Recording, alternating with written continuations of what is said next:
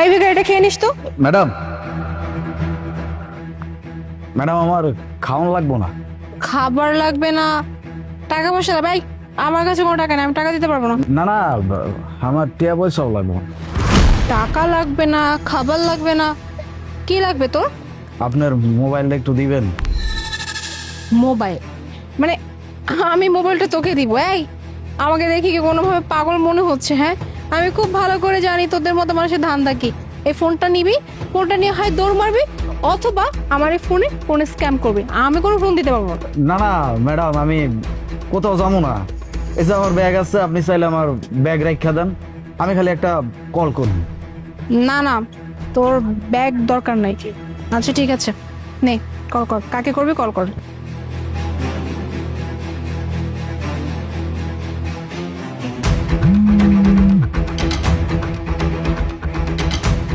Hello, কে? আমি আলী। তুই আমার ফোন দিছিস কেন? তুই না বাসায় থেকে রাগ করে বের হয়ে গেছিস গা?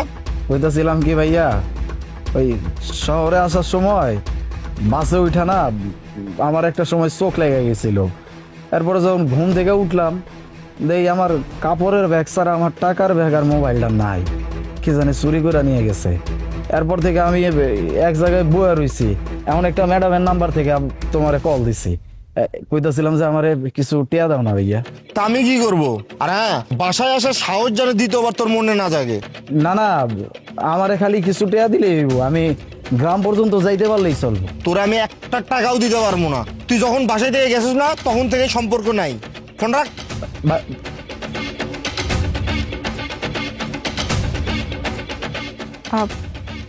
ফোনে কে ছিল? বড় ভাই। তো বড় ভাই তোমার সাথে এইভাবে কথা বললো কেন? আমার ভাই আমার লগে এরকম আচরণ করতো না, খুব ভালোবাসতো আমারে।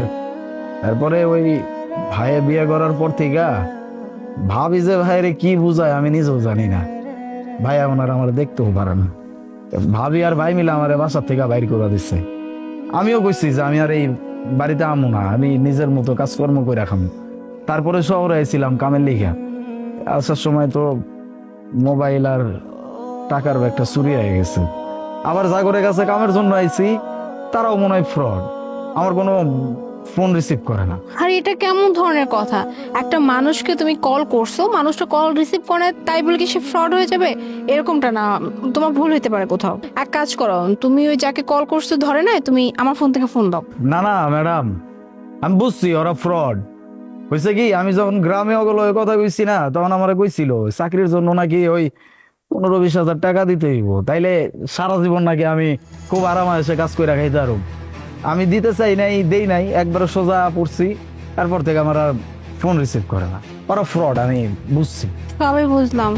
আচ্ছা, তুমি বললে যে তুমি গ্রাম থেকে আসছো, তাহলে তো এই শহরে তোমার কেউ নাই, তাহলে তুমি থাকবে কোথায়, খাবে কি? এখন কাম কাজ না হওয়া পর্যন্ত আর কি করুম, কাম কাজের জন্য দৌড়াদৌড়ি করতে হইব।